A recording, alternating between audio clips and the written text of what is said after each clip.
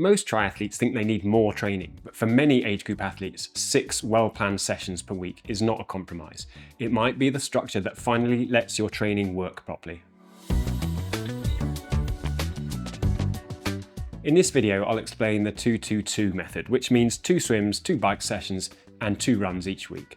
I'll show you why it's a structure that fits so well around normal life, how to set up each session, how to progress it sensibly, and how it can work for beginners, intermediate athletes, and even for competitive age groupers aiming for strong results at big events. So here's the part that surprises most people. The goal isn't to squeeze in as much training as possible. The goal is actually to do enough purposeful training that you can actually adapt to it and recover from it, and repeat it for months and even years. That's important because many triathletes are not limited by their motivation. They're more limited by time, tiredness, work, family, and the normal demands of life. And in the next few minutes, I'll show you why a 6-session week can often produce better results than a busier plan that looks good on paper but basically wears you out. The basic training structure is simple. You swim twice, bike twice, and run twice each week.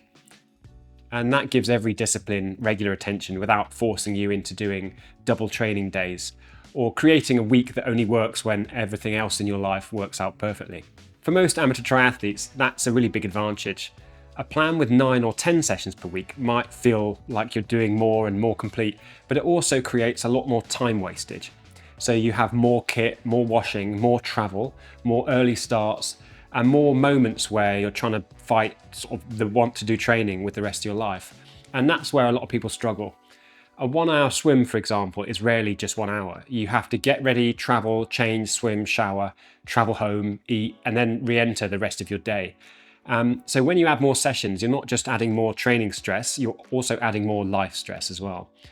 The 2-2-2 method works well because it gives you 1 main training session per day with 1 day completely free from swim, bike or run training. That's enough frequency to build skill and fitness, but not so much that your week becomes really stressful. And when your week is less stressful, your consistency improves. You're less likely to miss sessions, less likely to train in an exhausted state, and more likely to arrive at the key workouts with enough freshness to execute them properly. So that's the first big idea. That you're not just trying to survive more sessions, you're trying to absorb the right sessions. With only 2 runs each week, both of them need a clear purpose. The first run should be your quality run, and this might be an interval session, a tempo run, a hill session, or a progression run where you start controlled and gradually build up the pace. The goal is to develop speed, strength, running economy, and the ability to hold a really good form even when the effort rises. The second run of the week should be your endurance session. This is usually the one that gradually gets longer as your training plan develops. For a sprint distance triathlete, that might eventually be a case of running 5 or 6 miles, whereas for an Ironman athlete, it might build up much longer over time, but only if your body's ready for it. This run should not become a weekly test of toughness though, it should feel controlled. You're basically building the ability to cover distance efficiently, not proving how much fatigue you can tolerate. The advantage of only running twice per week is that you usually have more space between your runs. And that can be especially helpful for injury-prone athletes because running carries a lot more impact than swimming or cycling, and it gives you the time to recover between sessions. The bike training follows a similar pattern. 1 ride should challenge you, the other should build endurance. Your quality bike session might be intervals, a tempo ride, a hill session, or a chain gang style ride where you're pushed by the people in the group that you're riding with. The point is that you are working at a level that continues to challenge you. For many triathletes, an indoor trainer is ideal for this kind of training because it removes distractions and lets you hit the right effort without worrying about traffic, junctions, or weather. Your second ride of the week should be steadier and progressively longer. This is where you build the endurance needed for your target event. If you're training for a sprint triathlon, that might not need to be so long, but if you're training for an Ironman or an Ironman 70.3, this ride becomes more important over time. But again, progression matters here. You don't need to jump straight into big rides just because your race is long. You can start off with what you can comfortably manage now and then build gradually across a period of months. One of the beauties of the 2-2-2 structure is that your bike sessions can become more substantial because you're not draining your energy doing lots of extra workouts.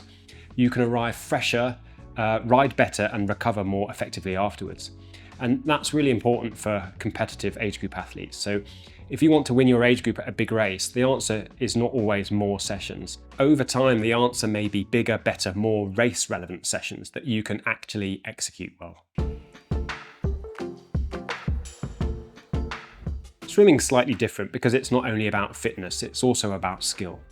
Your first swim of the week should be about endurance and technique, and this is the session where you reinforce good body position, efficient breathing, and you're always thinking about your stroke. You might include drills, steady intervals, and longer controlled swim sets, but the aim is to hold your form rather than fighting the water. Your second swim should push you a little more. This can be more about speed and speed endurance, so you might include shorter intervals, harder efforts, or sets where you practice holding a faster pace without losing your technique. For many busy athletes, 2 swims is far more realistic than 3 or 4, and being realistic does matter. A plan that you can follow for 6 months will usually beat a more ambitious plan that you abandon after 6 or 8 weeks. No matter what distance you're training for, from sprint triathlon to full Ironman distance, you need to begin with sessions you can comfortably manage today. That sounds obvious maybe, but it's one of the most common mistakes in triathlon training. People look at the race distance and then they panic slightly and then they start training as if they need to be race ready straight away. But fitness doesn't work like that, unfortunately. You cannot shortcut the time it takes for your body to adapt just because a race is getting closer. A sensible ramp rate is usually around 5 to 10% per week for overall training load, and often less than that if you're already tired or returning from injury or balancing heavy work and family commitments. Some weeks you should barely increase your training at all. If you progress your duration and difficulty too quickly, 3 things tend to happen. Your fatigue increases faster than your fitness, your illness and injury risk increase, and then the quality of your sessions drops as well, which means you're doing more work but getting less from it. Strength training is a very good addition if you can fit it in, but it should support your triathlon training, not compete with it. The goal is not to turn your strength work into another exhausting session, it's to improve your durability, movement economy, and injury resistance. I don't think of strength training quite the same way as swim, bike, and run sessions. It does not always need a big block of time. 1 or 2 25-minute sessions per week can work well, and you can also break those sessions into smaller pieces throughout the day so you're not having to do one specific session. Strength training should leave you feeling more robust over time, not wrecked for tomorrow's run.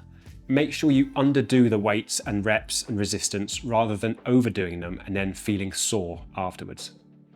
I've actually made a separate video about strength training and I'll link to it at the end of this one.